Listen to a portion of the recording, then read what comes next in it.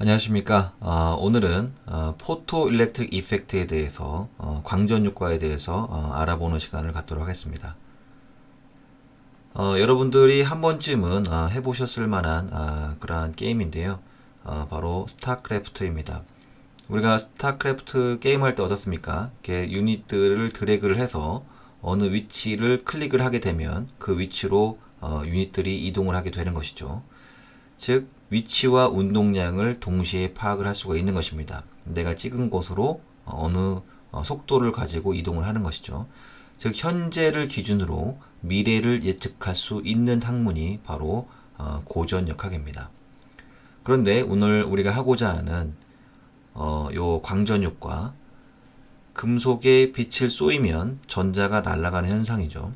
그런데 요 전자는 눈에 보이지 않는 미시세계의 양자입니다. 따라서 우리가 예측할 수가 없는 것이죠. 그래서 확률 통계로밖에 나타낼 수밖에 없는 것입니다. 즉 위치와 운동량을 곱해서 0이 돼야 되는데 위치와 운동량을 곱했더니 어느 상수값 이상으로 오차가 발생하더라. 즉 우리는 위치와 운동량을 동시에 파악할 수 없고 따라서 예측할 수 없는 학문을 우리가 바로 양자역학이라고 이렇게 얘기를 합니다. 자, 앞에 있는 수식은 우리가 잘 알고 있는 막스 플랑크란 분이 흑체 복사를 통해서 찾아낸 그런 수식입니다.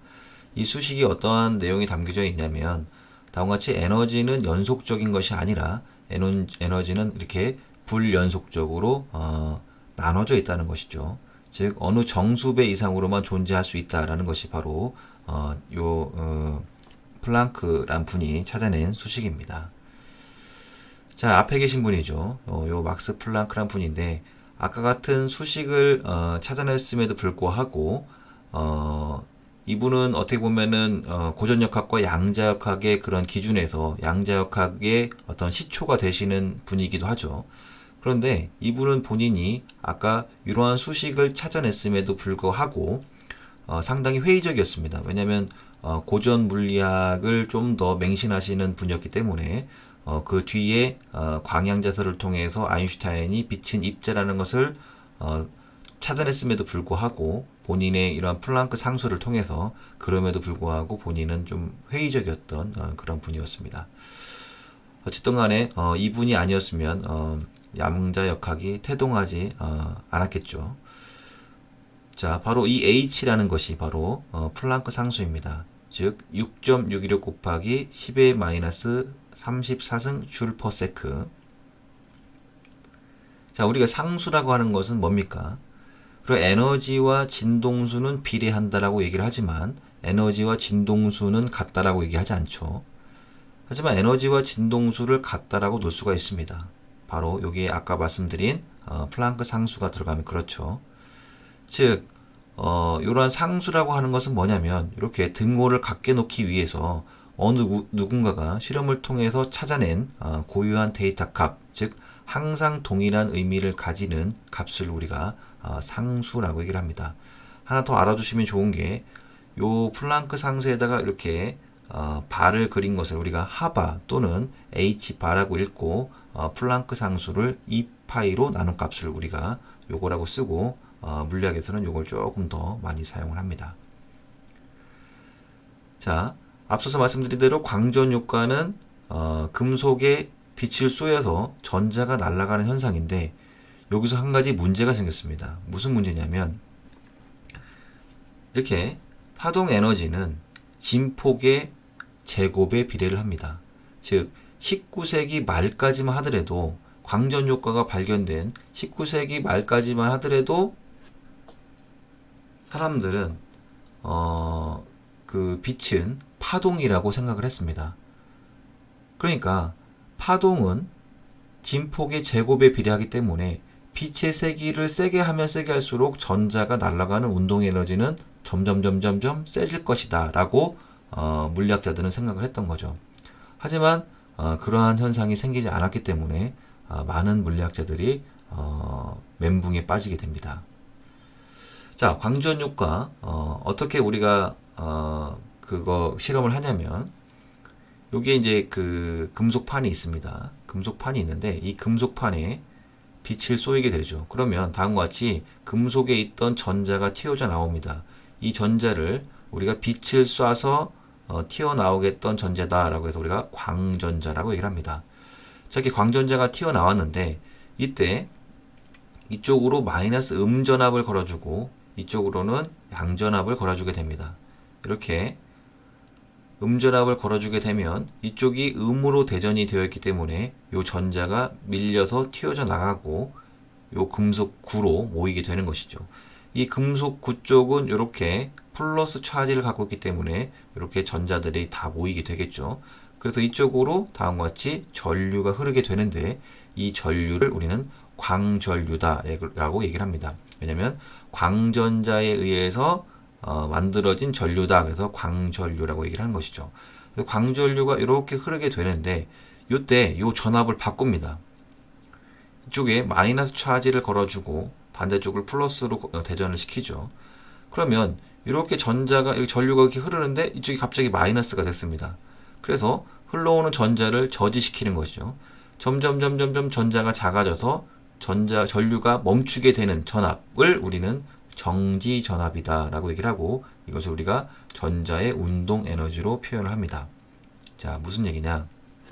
여기 금속이 있는데 금속에 빛을 쐈습니다. 그래서 전자가 튀어져 나왔죠. 이 전자가 만약에 움직이면 즉 전류가 흐른 거죠. 이 전자가 이렇게 움직일 건데 이때 역전압을 걸으면 이 전자가 정지를 하겠죠. 그것이 바로 그 전자의 운동 에너지라는 것입니다. 자, 다른 게임으로 한번 설명해 보도록 하겠습니다. 오늘 게임 얘기가 많이 나오는데, 자, 이쪽 왼쪽에 있는 사람이 이렇게 장풍을 쏩니다. 이 장풍을 쏜 요것을 우리가 전자의 운동 에너지다, 아니 전자의 운동 에너지다라고 제가 가정을 해보겠습니다.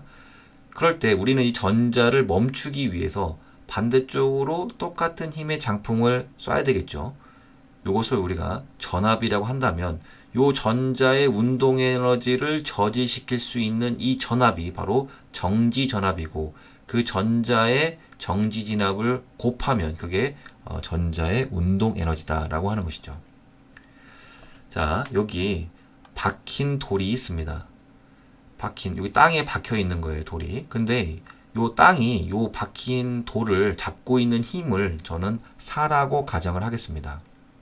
그리고 요 세로축은 날아가는 운동 에너지예요. 나중에 요 박힌 돌이.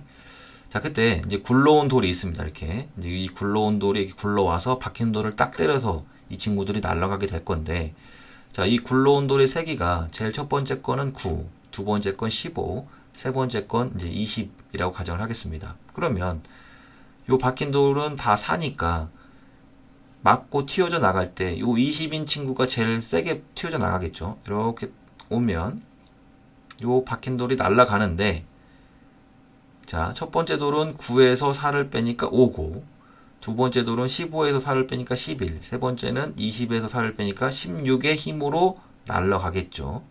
이 날아가는 힘의 크기를 우리가 박힌 돌이 날아가는 운동 에너지, 그리고 요 땅속에 박혀있던 박힌 돌을 잡고 있는 힘, 그리고 굴러왔던 돌의 세기였던 거죠. 자, 요거를 갖다가 다르게 표현할 수도 있겠죠. 요거는 이제 전자가 날아가는 운동 에너지를 본 거죠. 요게 아까 박힌 돌이 날아가는 운동 에너지였는데 이거는 전자가 날아가는 운동 에너지를 보고, 자, 여기서 이제 뭐가 들어오냐면 각각의 빛이 들어오게 될 겁니다. 그런데 여기는 세기가 9, 두 번째 빛은 15, 세 번째 빛은 20이었습니다. 그런데 전자를 잡고 있는 힘은 4인데 각각의 빛의 세기가 다른 거죠. 그럼 전자가 튀어져 나가는 운동 에너지도 각각 다르겠죠. 그래서 첫 번째는 5, 두 번째는 11, 세 번째는 16이 되는 것이죠. 돌이었지만 그걸 제가 그냥 전자로 바꾼 겁니다. 전자의 운동 에너지가 이렇게 다르게 되겠죠. 자, 이때 굴러온 돌의 세기가 박힌 돌의 세기, 박힌 돌을 잡고 있는 힘보다는 세야지만이 얘가 튀어져 나가겠죠. 얘가 딱 들어왔는데 얘를 맞고 얘가 튀어져 나갈 때는 당연히 굴러온 돌의 세기가 세야지만이 이 잡고 있는 돌의 힘의 크기보다 세야지만 얘가 튀어져 나가겠죠. 즉 얘가 작으면, 굴러온 돌의 세기가 작으면 박힌 돌은 튀어져 나가지 않습니다. 즉 이 굴러온 돌이 뭐냐면 바로 빛이고, 요 박혔던 요 잡고 있는 힘, 사실은 얘가 잡고 있는 힘이 아니라 때렸을 때 얘를 튀어져 나오게 할 수 있는 최소의 힘, 즉 워크 펑션, 일함수라고 얘기를 하는데, 따라서 얘를 튀어나오게 할 수 있는 최소한의 힘이기 때문에 우리가 쉽게 이해하기 위해서는 얘를 잡고 있는 힘이다 이렇게 생각해도 상관없는 거죠. 따라서 요 굴러온 돌이 빛이었으면 얘를 잡고 있는 것이 워크 펑션이었고, 날아가는 것이 이 운동 에너지였던 것이죠. 근데 요 잡고 있었던 힘을 2라고 하고 날아가는 운동 에너지가 8이라고 한다면 당연히 굴러온 돌의 요 빛의 세기는 얼마였을까요? 요 날아간 운동 에너지에다가 잡고 있던 힘을 더한 것이 바로 들어왔던 빛의 세기가 되는 것입니다. 즉, 요 빛의 세기가 요 잡고 있는 워크 펑션, 최소 진동 주파수보다 작게 되면, 문턱 진동 주파수, 즉 워크 펑션보다 작게 되면 이 광전 효과는 일어나지 않게 되는 것입니다. 자, 돌로 표현했는데, 자, 다시 금속으로 표현을 하면, 즉 이렇게 잡고 있는 힘이 워크 펑션이었고 빛이 들어옵니다. 들어오고 이 들어온 빛을 우리가 HF로 표현했죠. 즉 아까 앞서서는 굴러온 돌로 표현을 했습니다. 그때 전자가 날아가는 것이고, 전자가 날아가는 운동 에너지는 아까 말씀드린 대로 박힌 돌이 날아가는 에너지로 제가 표현을 했죠. 자, 그런데 요 들어온 에너지는 뭐였습니까? 잡고 있는 힘에다가 전자가 날아가는 운동 에너지를 더한 값, 앞서서 말씀드린 대로 박힌 돌이 날아가는 에너지에다가 박힌 돌을 잡고 있는 힘을 더한 값이 들어온 에너지, 굴러온 돌의 에너지 값이었던 거죠. 이렇게. 자, 그런데 제가 여기다 적어놨죠. 요 W, 워크 펑션이라고 하는 것은 이렇게 변환을 할 수가 있겠죠. HF0 플러스 운동 에너지다 라고 변환을 할 수가 있는 것입니다. 자, 그런데 운동 에너지로 치환을 해보면, 얘를 이렇게 넘겨보면 운동 에너지는 최초 들어온 빛에서 워크 펑션, 얘를 뺀 것이 운동 에너지, 전자가 날아간 에너지다라는 것이죠. 즉, 이 상태에서 빛이 들어왔는데 전자를 때려서 전자가 날아가는 요 운동 에너지는 들어온 빛에서 얘의 힘을 뺀 것이 날아가는 운동 에너지다라고 하는 것입니다. 자, 운동 에너지는 뭡니까? 2분의 1 mv 제곱이고, 요 전자의 운동 에너지는 아까 제가 뭐라고 말씀드렸냐면 역전압을 걸은 힘이다 라고 말씀드렸죠. 이렇게. 그래서 우리가 이렇게 나타낼 수가 있는 것입니다.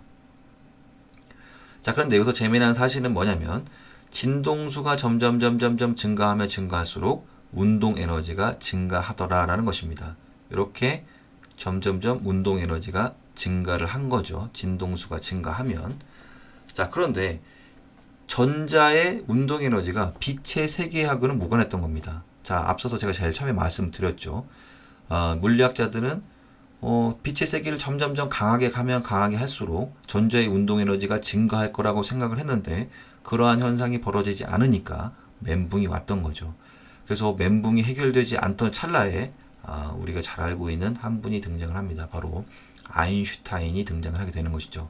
그래서 아인슈타인이 뭘 주장을 하게 되냐면 바로 광양자설이라는 것을 말씀을 하게 됩니다. 이게 무슨 얘기냐면, 우리가 만약에 빛이 파동이었다면 진폭의 제복에 비례해서 요 날아가는 운동 에너지가 기하급수적으로 계속해서 증가를 해야 되는데 그러한 일은 벌어지지 않는다.